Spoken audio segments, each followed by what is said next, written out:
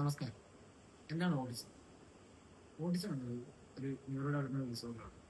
ഇത് കുട്ടികളുടെ പെരുമാറ്റത്തെയും സാമൂഹിക ഇടപെടലിനെയും അതുപോലെ തന്നെ സംസാര ശേഷിയും ബാധിക്കുന്നു. സാധാരണമായി കുട്ടികളിൽ 3 വയസ്സിന് മുന്നേ തന്നെ ഇത് ശ്രദ്ധിക്കാവുന്നതാണ്.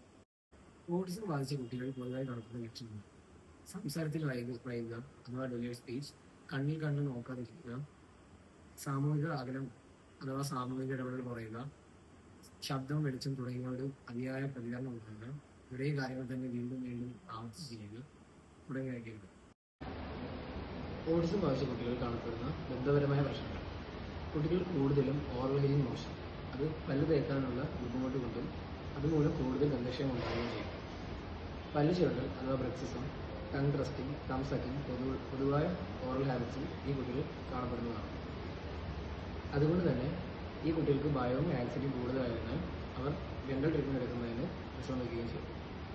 അതുകൊണ്ട് തന്നെ ഇത്തരം കുട്ടികളെ പരിപാലിക്കുമ്പോൾ നമ്മൾ കൂടുതൽ ശ്രദ്ധയും കരുതലും കൊടുക്കേണ്ടതാണ്. എന്തുകൊണ്ട് ഓട്ടിസമുള്ള കുട്ടികൾക്ക് ദന്തപരിശോധന പ്രധാനമാകുന്നു? ഓട്ടിസമുള്ള കുട്ടികൾക്ക് പല്ല് തേക്കാൻ ബുദ്ധിമുട്ടുണ്ടാവുകയും ഇതുമൂലം അവർക്ക് പല്ല് കേടാവുകയും മോണരോഗം ഉണ്ടാവുന്നു. അതിനാൽ മാതാപിതാക്കൾ ഇത് ആദ്യഘട്ടത്തിൽ തന്നെ ശ്രദ്ധിക്കേണ്ടതാണ്. ഓട്ടിസമുള്ള കുട്ടികൾക്ക് ദന്തപരിശോധനയിൽ പീഡിയോഡോണ്ടിസ്റ്റിന്റെ പങ്കുകൾ എന്തെല്ലാം? ഒന്നാമതായി, കുട്ടിയെ സൗഹൃദപരമായി സമീപിക്കുക. രണ്ടാമത്, ടെൽഷോഡോ ടെക്നിക് ഉപയോഗിക്കുക. അഥവാ ട്രീറ്റ്മെന്റ് തുടങ്ങുന്നതിന് മുന്നേ എന്താണ് ചെയ്യാൻ പോകുന്ന ട്രീറ്റ്മെന്റ് എന്നും അത് പറഞ്ഞു കൊടുക്കുകയും അതിനുശേഷം മാത്രം ട്രീറ്റ്മെന്റ് തുടങ്ങുകയും ചെയ്യുക. പിന്നെ അവർക്ക് ചെറിയ അപ്പോയിന്റ്മെന്റുകൾ കൊടുക്കുക. ആവശ്യമെങ്കിൽ അവർക്ക് സഡേഷൻ അഥവാ ജനറൽ അനസ്തീഷ്യ കൊടുക്കാവുന്ന. കുട്ടികളുടെ ദന്തചികിത്സയിൽ ശ്രദ്ധിക്കേണ്ട കാര്യങ്ങൾ: ഒന്നാമതായി, കുട്ടിയുടെ പെരുമാറ്റം മനസ്സിലാക്കുക. ചില കുട്ടികൾക്ക് ശബ്ദം, വെളിച്ചം, സ്പർശം എന്നിവയോട് ഭയമുണ്ടാവും. അപ്പോൾ അത് ശ്രദ്ധിക്കേണ്ടതാണ്. അടുത്തതായി, ചില കുട്ടികൾക്ക് ഡെന്റൽ ക്ലിനിക്കിൽ ട്രീറ്റ്മെന്റ് ചെയ്യുമ്പോഴുള്ള ശബ്ദം ഇവയോടും കുട്ടികൾക്ക് പേടിയുണ്ടാവും. രണ്ടാമത്, ആശയവിനിമയം ലളിതമാക്കുക. എന്നുവെച്ചാൽ കുട്ടികളോട് സംസാരിക്കുമ്പോൾ ലളിതമായ വാക്കുകൾ ഉപയോഗിക്കുക. പിന്നെ ടെൽഷോഡോ ടെക്നിക് ഉപയോഗിക്കുക. എന്നുവെച്ചാൽ ട്രീറ്റ്മെന്റ് ചെയ്യുന്നതിന്റെ മുന്നേ എന്താണ് ചെയ്യുന്ന ട്രീറ്റ്മെന്റ് എന്നും അത് കാണിച്ചു കൊടുത്തതിന് ശേഷം മാത്രം ട്രീറ്റ്മെന്റ് ചെയ്യാൻ വേണ്ടി തുടങ്ങുക.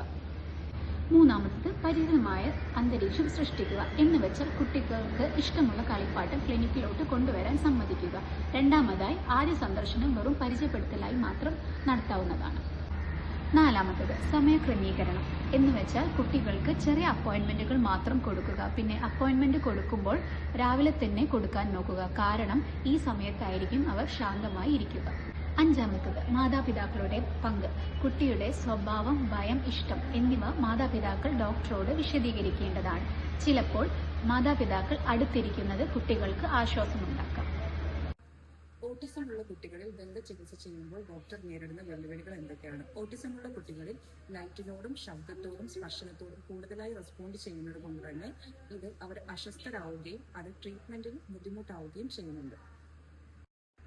ഓട്ടിസമുള്ള കുട്ടികളെ ട്രീറ്റ് ചെയ്യുമ്പോൾ എന്തൊക്കെയാണ് ശ്രദ്ധിക്കേണ്ടത്? അവരുടെ സ്വഭാവം മനസ്സിലാക്കുക, കരുതലോടും സഹിഷ്ണുതയോടും കൂടി അവരോട് ഇടപഴകുക, വ്യക്തിഗത സമീപനം സ്വീകരിക്കുക. ഓട്ടിസമുള്ള കുട്ടികളുടെ ദന്താരോഗ്യം വീട്ടിൽ തന്നെ എങ്ങനെ മെച്ചപ്പെടുത്താം? ദിവസേന 2 തവണ ബ്രഷ് ചെയ്യുക, ഫ്ലൂറിഡ് ഉള്ള ടൂത്ത്പേസ്റ്റ് യൂസ് ചെയ്യുക, പഞ്ചസാര ഒഴിവാക്കുക, ഡെന്റൽ ചെക്കപ്പ് സ്ഥിരമായി നടത്തുക.